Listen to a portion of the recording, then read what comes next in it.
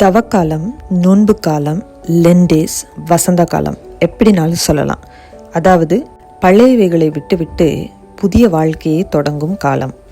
நிறைய பேர் நினைப்பாங்க சாப்பாடை ஸ்கிப் பண்ணுறது மட்டும்தான் இந்த ஃபாஸ்டிங் டேஸில் பண்ண வேண்டியது அப்படின்னு.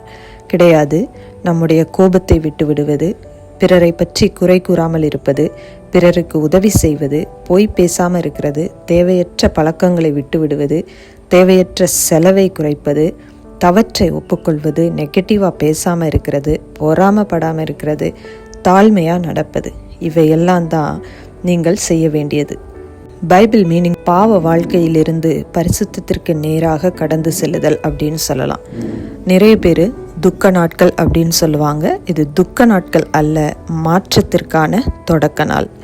இயேசு 40 நாள் நோன்பிருந்து தமது வாழ்க்கையில் புதிய அத்தியாயத்தை தொடங்கினார். அதுபோல நாமும் பழைய பழக்க வழக்கங்களை விட்டுவிட்டு நம்முடைய மனதை சுத்திகரித்து மனம் திரும்பி கர்த்தருக்கு நம்முடைய இதயத்தை கொடுத்து அவரோடு வாழ வேண்டும் என்பது தான் இந்த நாட்களோட அர்த்தம். இன்றிலிருந்து 40 நாள் டெய்லி ஒரு டாஸ்க் உங்களுக்கு கொடுக்க போகிறேன். அதை நீங்கள் மட்டும் ஃபாலோ பண்ணுறதில்ல, உங்களுடன் சேர்ந்து நானும் ஃபாலோ பண்ண போகிறேன்.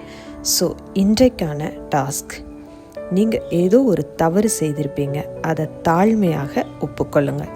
இந்த வீடியோ உங்களுக்கு பிடித்திருந்தால் லைக் பண்ணுங்கள், உங்கள் ஃப்ரெண்ட்ஸுக்கு ஷேர் பண்ணுங்கள்.